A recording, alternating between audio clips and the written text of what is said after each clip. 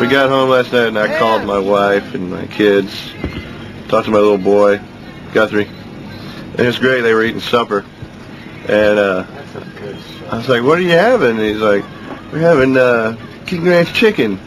And I was like, "Can I have some?" You know, and so he fed me a whole meal over the phone. He's like, "Would you like some grapes?" I was like, "Yeah." "Would you like some blueberries?" "Yeah." "How about some milk?" I was like, "Yeah, here, Daddy." That was kind of cool. The imagination was good. We're betting Jimmy will be married within a year or two. I ain't walking down the aisle anytime soon.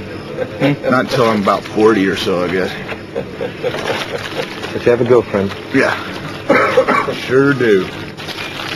And you're living in the same house together? Yeah. And you're missing that? Cohabitating. Once we did a 6-week tour of Europe with Mina. Oh, yeah. It was long. 3 years ago. It was fun, but it was long, and I think after that tour we all sort of started rethinking our touring methods, thinking, well, we should do shorter tours, stay home more. Because, yeah, our music, that's really what it grows out of, is our life. If you don't have a life, then you lose all inspiration, really. If you're always out playing your music. You're dead, right? Yeah, you're dead, exactly. Easy enough, right? But all you really did. All you really did. Who's that? This is Guthrie. Guthrie Giles Russell is his name. 2.5 years old. It's my firstborn son. And he's a little music man. House is full of instruments, of course, so he plays everything. And he is also our drummer. Keith is his uncle. Keith's sister is my wife. So he's Uncle Keith to Guthrie. And Guthrie, he loves music, and he loves the music we do. He loves our song El Paso. We're always playing. That's anytime we sit down, me and him to play, he wants to play El Paso. And a song we do in our show called Hooky Junk. Me and him were listening to Tom Waits one day in the car, and we got out, and then we got back in the car, and I didn't have Tom Waits on anymore, and he said, "Daddy, I want to hear some more of that Hooky Junk." I was like, didn't know what he's talking about, and I was like, "Hooky Junk?" He goes, "Yeah, I want to hear that Hooky Junk." And I turned the Tom Waits back on, he's like, "Yeah, Hooky Junk." And I mean, that's so wonderful, you know, it's just right on. That is Tom Waits' music, Hooky Junk. It's a perfect description of it. And so I wrote a song called Hooky Junk. I mean, that's so wonderful, you know, it's just right on. That is Tom Waits' music, Hooky Junk. It's a perfect description of it. And so I wrote a song called Hooky Junk. Shut on. 2 minutes. Woo! Oh, it's going to be a good one tonight, boys. I'm feeling my bones. Bring your drinks. Don't forget your drinks. Oh, shit. Whoa. All right. For this show. It's going to be a good one. It's going to be a good one. No, feel it. Feel it. Oh, hey,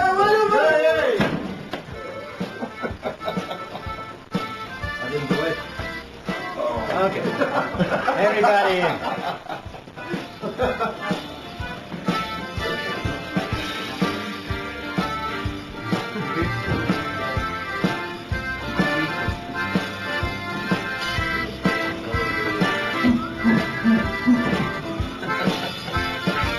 You're full of wine and meat, throw your bacon in the street.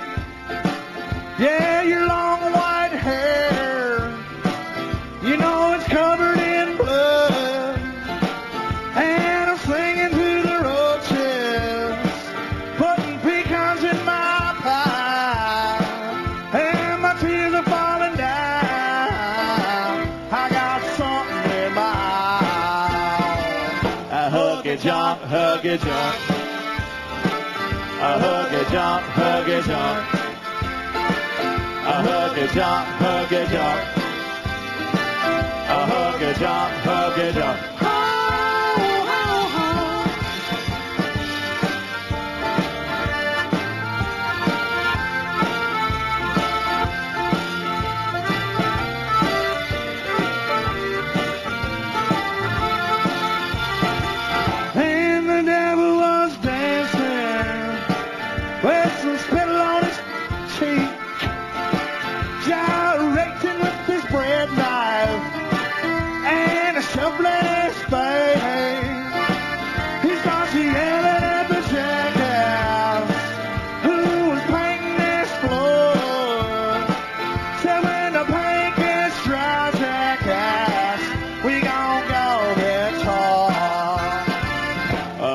jump, hug a jump. A hug a jump, hug a jump. A hug a jump, hug a jump. A hug a jump, hug a jump.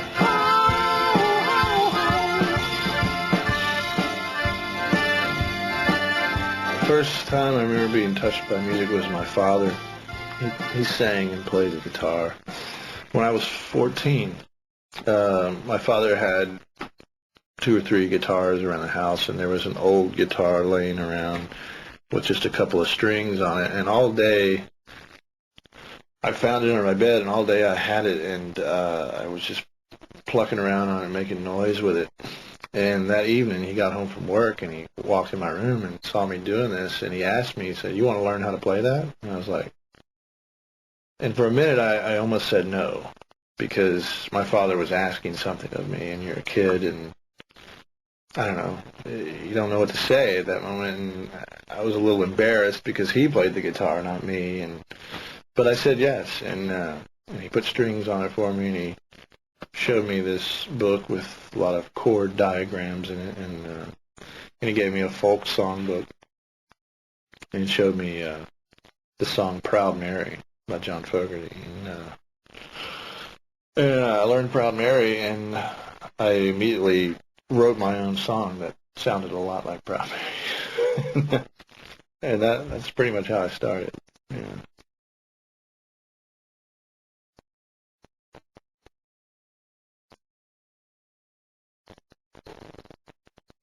When you walk out of God's house, don't complain. When you walk out of God's house, don't complain. You got gold and silver, and you got your pretty girl. Sometimes we'll have one of those nights on tour we'll stay up all night drinking and talking about everything. Yeah. There was one argument last night because, I don't know much about it, but apparently Jimmy got bent out of shape because every time we're over here, somebody talks and wants to talk about World War II. And he's sick of it. He's sick of talking about World War II. So there was an argument. So it gives you an idea of the sophistication of our discussions. Yeah. So stuff like that. I don't remember what else we argued about. I think him and Claude had a discussion about Darwinism and cellular destruction of the human race, possibilities. One thing that depressed us was Jimmy was saying he thinks the whole human race is doomed. And he had this real cynical kind of mood he was in last night. And we were trying to convince him there's got to be some other reason to keep living, right? I'm fed up, all right? Hell with it, all right. It's a done deal. Fuck it. Got somebody on the other line. Oh, okay. Hold on a second. All right, yeah, what? I'm eating, goddammit. What the fuck you think I'm doing? Cowbirds and horses in the fields with the cows. I can barely remember the here and the now.